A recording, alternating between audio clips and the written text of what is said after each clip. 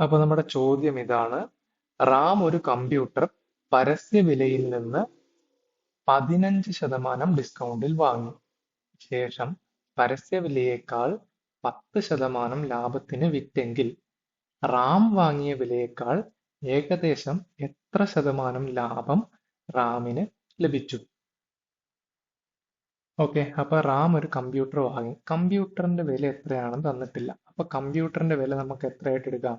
ഒരു 100 രൂപയാണെന്ന് എടുക്കാം. അത് ബേസ് ചെയ്ത് നമ്മൾ ചെയ്തു നോക്കാം. ആദ്യം പരസ്യവിലയിൽ നിന്ന്, കമ്പ്യൂട്ടറിന്റെ പരസ്യവില 100 രൂപയാണ്.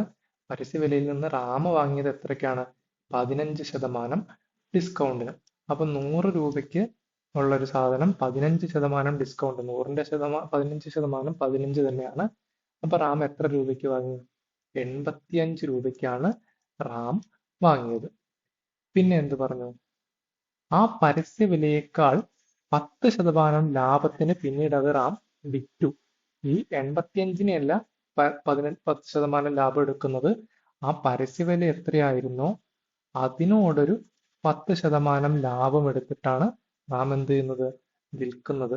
അപ്പൊ അതേ 100-നോട് ഒരു +10 ചെയ്ത വിലയ്ക്കാണ് അയാൾ വിൽക്കുന്നത്. 110 രൂപയ്ക്കാണ് എന്ത് ചെയ്തത്?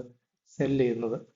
അപ്പൊ റാം 85 രൂപ കൊടുത്ത് വാങ്ങി, 110 രൂപയ്ക്ക് അത് വിറ്റു. പിന്നെ ചോദിച്ചത്, ആ വാങ്ങിയ വിലയേക്കാൾ, അതായത് റാം വാങ്ങിയ വിലയായ 85 രൂപയേക്കാൾ ഏകദേശം എത്ര ശതമാനം ലാഭം റാമിന് ലഭിച്ചു? അപ്പൊ 85 രൂപയ്ക്ക് വാങ്ങിയിട്ട് 110 രൂപയ്ക്ക് വിറ്റപ്പോൾ എത്ര ലാഭം കിട്ടിയെന്നറിയണമെങ്കിൽ, എത്രയാണ് ലാഭം കിട്ടിയ തുക നോക്കിയാൽ 110-ൽ നിന്ന് 85 കുറച്ചാൽ മതി. 25 രൂപയാണ് റാമിന് കിട്ടിയ ലാഭം.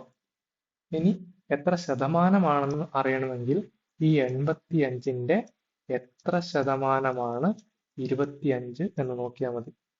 അപ്പോൾ അത് കണ്ടുപിടിക്കാൻ 85-ന്റെ എക്സ് ശതമാനമാണ് എന്തെന്ന് വിചാരിക്കുക? 25 എന്ന് വിചാരിക്കുക.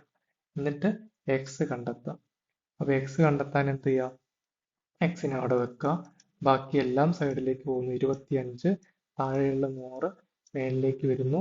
Divide by 85. ഇനി 5 തമ്മിൽ കിട്ടുന്നു. ഇതിൽ എത്ര അഞ്ചുണ്ട്? 17 അഞ്ചുണ്ട്.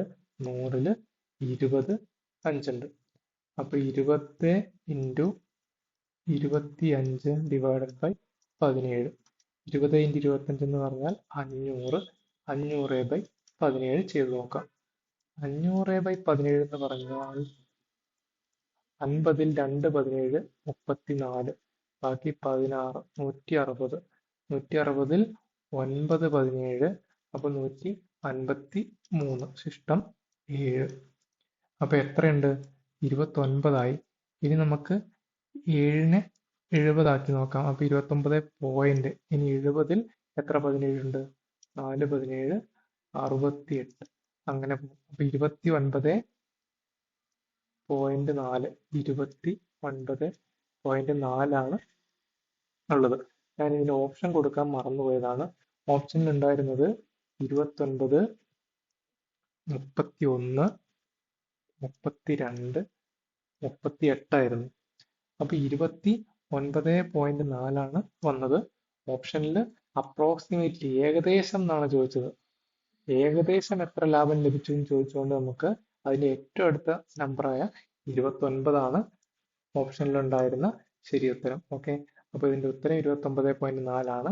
ഓപ്ഷനിൽ ഇങ്ങനെ ആയിരുന്നു ഉള്ളത് കൊണ്ട് നമുക്ക് 29 സെലക്ട് ചെയ്തു. കാരണം ഏകദേശം എന്ന് ചോദിച്ചിട്ടുണ്ട്.